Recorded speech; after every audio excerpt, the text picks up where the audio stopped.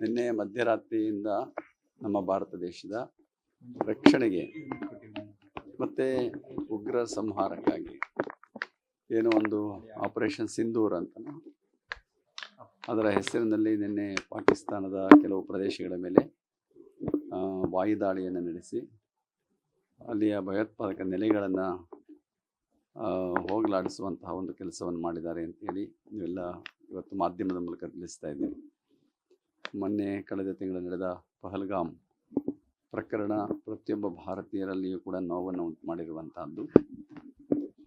ಅದರಲ್ಲಿಯೂ ಕೂಡ ಅವರ ಮನೆಯವರ ಎದುರುಗಡೆನೆ ಅವರನ್ನ ಜೀವ ಹತ್ಯೆ ಮಾಡಿರುವಂತಹದ್ದು ಅದು ವರ್ಣಿಸಲಿಕ್ಕೂ ಸಾಧ್ಯವಾಗದೇ ಇರುವಂತಹ ನೋವು ದುಃಖದ ಸಂಗತಿಯಾಗಿದೆ. ಇಂತಹ ಸಂದರ್ಭದಲ್ಲಿ ಅಂತಹ ಭಯೋತ್ಪಾದಕ ಚಟುವಟಿಕೆಗಳು ಮುಂದೆ ನಡೀಬಾರ್ದು, ಅಂತ ಯಾವುದೇ ಘಟನೆಗಳಾಗಬಾರ್ದು ಅನ್ನುವಂಥದ್ದೇ ಭಾರತ ಉದ್ದೇಶ ಆಗಿರುವಂಥದ್ದು. ಯಾವತ್ತೂ ಭಾರತ ಶಾಂತಿ ಪ್ರಧಾನವಾದಂಥ ದೇಶ.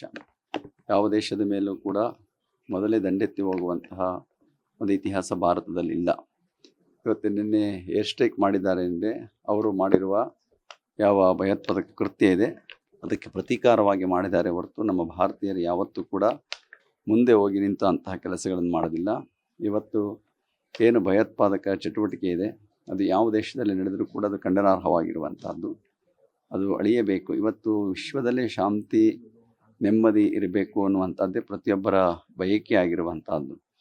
ಅಂತಹ ವಿಶ್ವಶಾಂತಿಯನ್ನು ಬಯಸುವಂತಹ ಹಿನ್ನೆಲೆ ಇರುವಂಥ ಭಾರತ ಇವತ್ತು ಯಾವತ್ತೂ ಕೂಡ ಎಲ್ಲ ದೇಶಗಳು ಹಿತವನ್ನೇ ಬಯಸುವಂಥದ್ದು. ಆದರೆ ಇವತ್ತು ಅನಿವಾರ್ಯವಾಗಿ ಭಯೋತ್ಪಾದಕತೆ ಹೆಚ್ಚುತ್ತಾ ಇರುವಂಥ ಸಂದರ್ಭದಲ್ಲಿ ಅದರಲ್ಲಿಯೂ ಕೂಡ ಪಾಕಿಸ್ತಾನದ ಬೆಂಬಲಿತವಾಗಿರುವಂತಹ ಈ ಭಯೋತ್ಪಾದನಾ ಚಟುವಟಿಕೆಗಳು ಯಾವತ್ತೂ ಕೂಡ ನಮ್ಮ ಭಾರತಕ್ಕೆ ಮಾರಕವಾಗಿರುವಂತಹದ್ದು.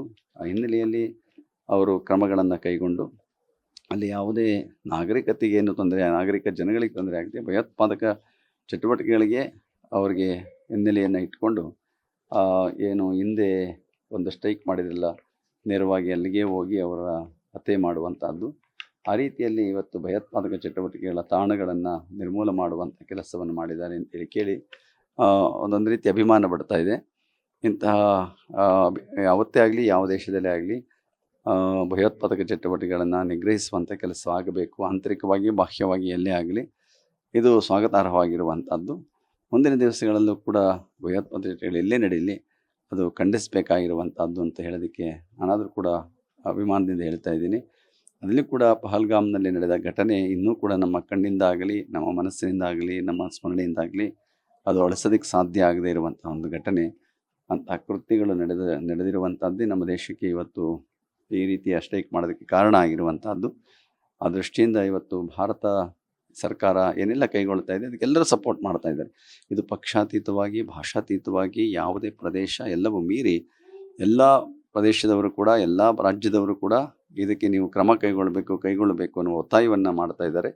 ಅಂತಹ ಹಿನ್ನೆಲೆಯಲ್ಲಿ ಸರ್ಕಾರ ಇವತ್ತೊಂದು ಕ್ರಮವನ್ನು ಕೈಗೊಂಡು ಇವತ್ತು ಪಾಕಿಸ್ತಾನದ ಕೆಲವು ನೆಲೆಗಳ ಮೇಲೆ, ಪಾಕಿಸ್ತಾನದ ಕೆಲವು ಭಯೋತ್ಪಾದಕ ನೆಲೆಗಳ ಮೇಲೆ ಒಂದು ವಾಯುದಾಳಿಯನ್ನು ಮಾಡಿರುವಂಥ ಸಂದರ್ಭದಲ್ಲಿ ಅದರ ಪ್ರತಿಕ್ರಿಯೆ ಏನು ಅಂತ ಮುಂದೆ ಕಾದು ನೋಡಬೇಕಾಗಿದೆ.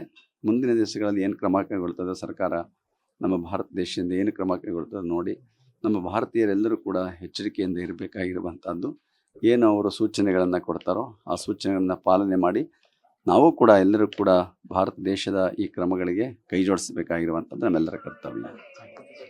ಕನ್ನಡಿಗರ ಮೆಚ್ಚಿನ ನಿಮ್ಮ ನ್ಯೂಸ್ 18 ಕನ್ನಡ ಈಗ ವಾಟ್ಸ್ಆಪ್ನಲ್ಲಿಯೂ ಲಭ್ಯ. ಕರ್ನಾಟಕ ಮತ್ತು ದೇಶ ವಿದೇಶದ 360 ಡಿಗ್ರಿ ಸುದ್ದಿ ವಿವರವನ್ನ ನೀವು ನಿಮ್ಮ ಕೈ ಬೆರಳುಗಳಲ್ಲಿಯೇ ಪಡೆಯೋದಿಕ್ಕೆ ಈ QR ಕೋಡ್ ಅನ್ನು ಸ್ಕ್ಯಾನ್ ಮಾಡಿ. ನಮ್ಮ ಚಾನೆಲ್ ಅನ್ನು ಫಾಲೋ ಮಾಡಿ, ನೋಟಿಫಿಕೇಶನ್ ಆನ್ ಮಾಡಿ.